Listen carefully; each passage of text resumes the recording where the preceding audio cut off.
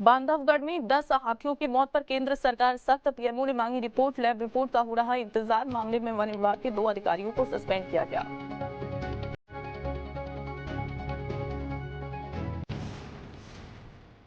बांधवगढ़ में हाथियों की मौत पर सियासत। जीतू पटवारी ने कहा, हाथियों के लिए जो बजट पास होता है उसमें होता है भ्रष्टाचार। 10 हाथियों की मौत ये एक्सीडेंट नहीं था, उनको जहर दिया गया था। और जो सरकार है उसके उत्तर ये बताते हैं कि अगर उनको जहर किसने दिया ये जांच का विषय है, पर मौत का अगर कोई अभियुक्त है तो सरकार है, वन विभाग है, मतलब सरकारी हत्याएं हैं उनकी। और ये पता चली वो मौत है हाथियों की। इसके अलावा भी मौत होती रहती है जो पता नहीं चलती है। ये वन्य जीवों को लेकर ये सरकार सिर्फ बजट पास करती है और उसका करप्शन करती है।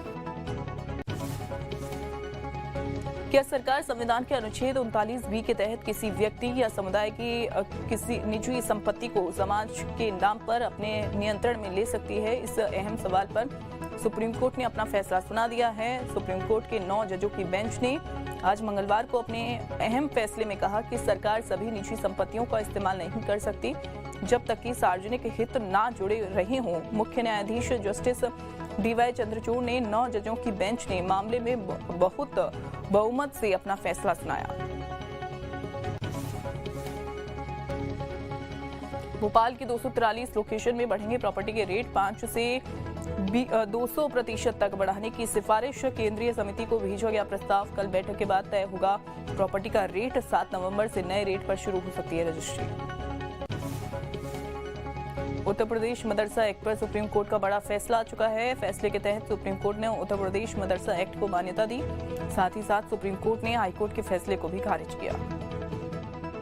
देखिए, श्री कृष्ण जन्मभूमि और शाही ईदगाह का मामला जो माननीय सुप्रीम कोर्ट में आज उसकी डेट थी और जिसमें केस नंबर उस 10 पर उसकी सुनवाई हुई, आइटम नंबर 10 पर, तो उसमें विशेष रूप से शाही ईदगाह पक्ष की तरफ से उच्च न्यायालय इलाहाबाद के उस आदेश को चैलेंज किया गया है जो पोषणीयता को लेकर के था। और माननीय उच्च न्यायालय इलाहाबाद के द्वारा 15 केसों को पोषणीय माना और उपासना अधिनियम की लाइट में जो शाही ईदगाह पक्ष कह रहा था कि ये चलने नहीं चाहिए, मेंटेबल नहीं है, तो माननीय उच्च न्यायालय ने उनको वैलिड मानते हुए उनको पोषणीय माना था। तो उसी को शाही ईदगाह पक्ष के लोगों ने सुप्रीम कोर्ट में आज चैलेंज किया था। तो माननीय न्यायालय ने सुनने के बाद दोनों पक्षों को सुना और सुनने के बाद संक्षिप्त जवाब दाखिल करने के माननीय न्यायालय के द्वारा आदेशित किया गया है और 2 वीक के बाद इसमें फिर सुनवाई होगी।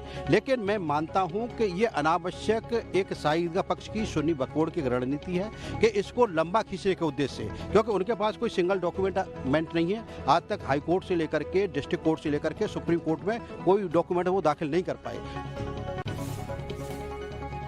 छत्तीसगढ़ में 3 दिवसीय राज्योत्सव का आगाज। मध्य प्रदेश के सीएम डॉक्टर मोहन यादव ने शुभारंभ किया। 6 नवंबर तक रंगारंग कार्यक्रमों का आयोजन होगा। छत्तीसगढ़ राज्योत्सव का दूसरा दिन आज। दूसरे दिन राज्यपाल रमेन टेका होंगे मुख्य अतिथि। सीएम विष्णुदेव साय करेंगे राज्योत्सव की अध्यक्षता। शाम 5 बजे सांस्कृतिक लहर गंगा की टीम देगी प्रस्तुति। लोकधुन, बैंजो, शहनाई और बांसुरी से गूंजेगा राज्योत्सव स्थल। रात 8:30 बजे तक अलग अलग टीम देंगी प्रस्तुति। बिलासपुर में जिला स्तरीय राज्योत्सव का कार्यक्रम आज। डिप्टी सीएम अरुण साव कार्यक्रम में शामिल होंगे। पुलिस परेड ग्राउंड में होगा कार्यक्रम का आयोजन।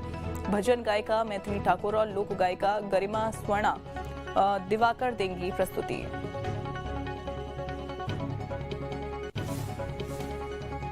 छत्तीसगढ़ राज्य अलंकरण की घोषणा। अलग अलग विधाओं में पारंगत 36 लोगों के नामों का ऐलान किया गया। सभी क्षेत्रों में बेहतर काम करने वालों का सरकार करेगी सम्मान। राज्य अलंकरण पुरस्कार कल होंगे वितरित।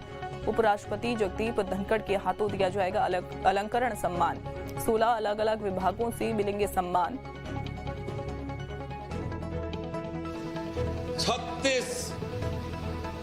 36 अलंकरण उपराष्ट्रपति महोदय के हाथों दिलाने वाले हैं। ये 36 अलंकरण 16 अलग अलग विभागों से संबंधित है। इसके लिए एक जूरी बनी थी, निर्णायक मंडल बना था। उनकी अनुशंसा पर राज्य सरकार ने विचार किया।